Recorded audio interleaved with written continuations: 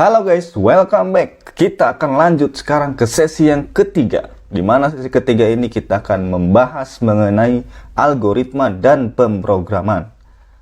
Kenapa algoritma dan pemrograman? Nah, di sini algoritma dan pemrograman itu gua ambil materinya sedikit banyak dari buku ini. Buku algoritma dan pemrograman. Kenapa buku ini? Karena sebenarnya adik gue nih lagi kuliah ya, jurusan informatika semester 1, dan di situ ada mata kuliah algoritma dan pemrograman.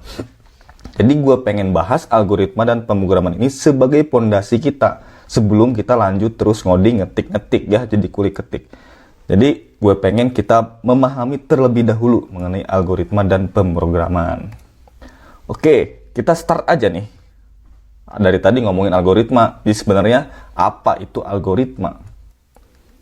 Pada kehidupan kita sehari-hari nih, sebenarnya kita itu sering tahu menggunakan algoritma. Karena algoritma itu pada dasarnya yaitu urutan langkah-langkah untuk menyelesaikan suatu persoalan. Urutan langkah-langkah ya, untuk menyelesaikan suatu persoalan nih. Contohnya kayak gimana? Yang paling sering mungkinnya, paling seminggu sekali atau sebulan sekali, mungkin pernah, dan pasti pernah kayaknya ya, kebanyakan dari kita, yang namanya masak mie. Masak mie nih. Kalau teman-teman perhatiin, di bungkus mie-nya di bagian belakang itu ada yang namanya instruksi penyajian. Perhatiin, bisa coba ambil satu mie di dapur gitu, terus lihat di belakang kemasannya ada namanya instruksi penyajian. Instruksi ini sama aja kayak langkah-langkah penyajian itu untuk ngebuat dari yang mie masih bungkus sampai jadi bisa diseduh gitu, jadi bisa kita makan. Algoritmanya, kalau kita ambil sampel masak mie, yang pertama kayak gini. Rebus mie. Nanti teman-teman bisa baca sendiri nih ya, dalam air mendidih, direbus selama 3 menit. Langkah yang pertama. Sekarang langkah yang kedua, itu mencampurkan bumbu atau minyak bumbunya dan kecap ataupun kacang-kacangnya ke dalam mangkuk gitu. Langkah yang ketiga, ketika minyak telah dididihkan selama 3 menit gitu ya, ditiriskanlah mie tersebut terus dicampur ke dalam mangkuk sampai merata. Dan yang keempat, mie tersebut yang tadinya dari bungkus sekarang bisa disajikan.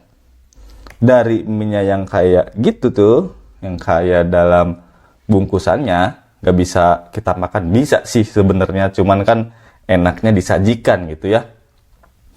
Menjadi seperti ini.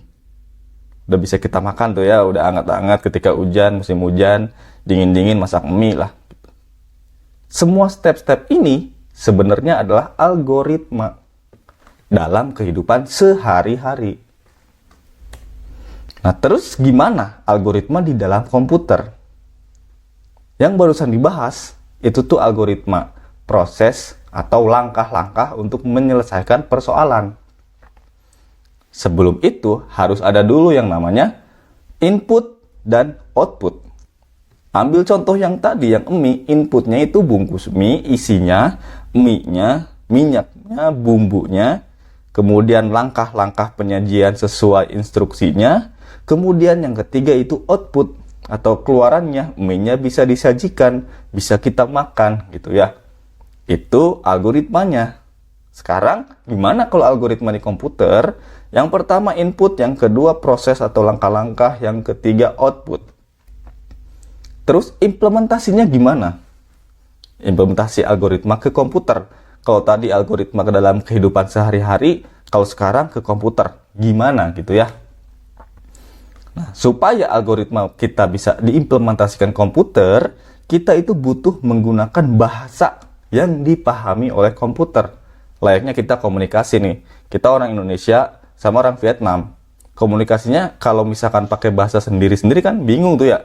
Makanya ada bahasa Inggris sebagai bahasa internasional. Nah, kita bisa analogikan ke situ.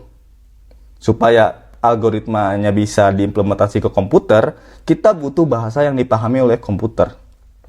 Apa itu? Bahasa pemrograman. Apa bahasa pemrograman?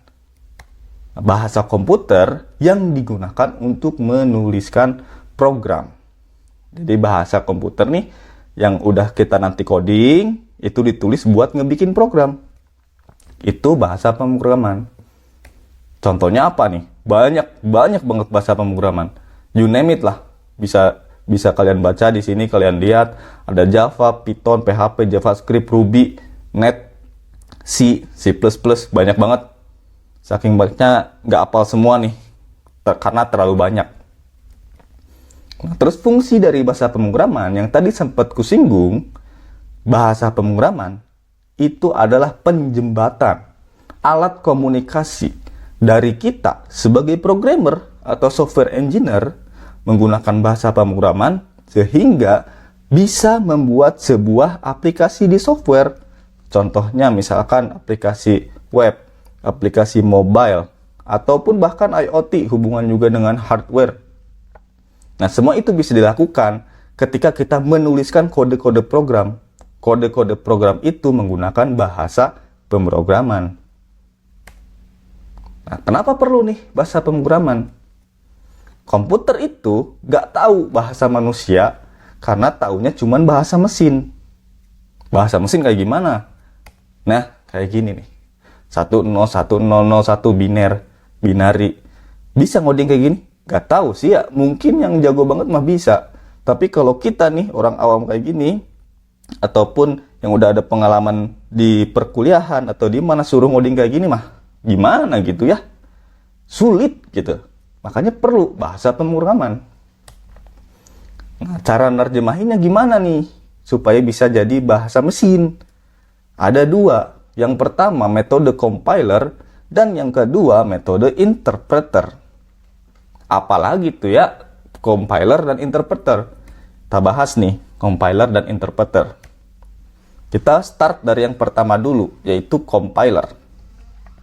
Compiler ini basicnya itu merupakan tools atau alat untuk membaca terlebih dahulu seluruh kode. Ingat ya, kode di sini itu berarti bahasa pemrograman. Lalu mengubahnya menjadi file executable. Jadi flow-nya itu dari codingan kita nih, yang udah pakai bahasa pemrograman, terus di-compile, jadi machine code, habis itu jadi output. Nah, contohnya apa yang compiler? Ada C, C++, C Sharp, Java, Kotlin, Swift, itu compiler. Nah, terus ada beda nih sama interpreter. Kalau interpreter itu merupakan tools atau alat untuk mengubah perintah bahasa program menjadi kode mesin secara langsung sebaris demi sebaris ketika program dijalankan. Jadi dari sumber kodenya kita atau codingannya kita masuk ke interpreter, masuk ke output. Jadi di interpreter ini dia dijalankan untuk ke machine code-nya gitu. Ke mesin code-nya dijalankan di dalam interpreter. Contohnya, interpreter itu ada Ruby, ada PHP, ada JavaScript. Ini beberapa contoh dari interpreter dan compiler. Gitu ya. Oke, terus ketika kita udah memahami nih bahasa pemrograman sebagai alat komunikasi kita, sebagai programmer atau software engineer, supaya bisa nulis program, terus bisa diubah ke machine code, dan bisa menjalankan sebuah program gitu ya. Nah, sekarang bagaimana komputer itu bisa menjalankan sebuah program? Ada beberapa hal yang penting nih, supaya komputer bisa menjalankan program. Yang pertama, itu ada piranti masukan dan keluaran, atau input-output device. Yang kedua, ada CPU, atau unit pemrosesan utama, atau central processing unit. Nah, ini tuh otaknya dari komputer. Dia yang akan menjalankan instruksi-instruksi. Dan ada memori. Memori ini untuk menyimpan data dan juga dia bisa menyimpan instruksi. Instruksi-instruksi program disimpan di memori, kemudian akan dijalankan oleh CPU atau diimplementasikan oleh CPU gitu. Nah, dari ketiga komponen utama ini, maka codingan yang kita bikin dari bahasa pemrograman, kita ngoding, terus kemudian program itu atau instruksi-instruksi itu disimpan di dalam memori. Ketika dijalankan, maka akan men-trigger CPU untuk memproses si instruksi tersebut sehingga jadilah output. Outputnya pengen apa? Pengen memunculkan hello world gitu di dalam terminal. Nah, itu merupakan proses keseluruhan gimana komputer bisa menjalankan sebuah program. Nah, jadi gimana kesimpulannya? Kesimpulannya adalah menuliskan instruksi-instruksi kode menggunakan bahasa pemrograman sehingga bisa dieksekusi oleh komputer dan programnya bisa berjalan adalah dari algoritma dan pemrograman. Oke, untuk kali ini videonya segini dulu. Kita nanti akan lanjut bahas lagi mengenai materi selanjutnya di sesi selanjutnya. Segitu dulu video dari gua. Cayo.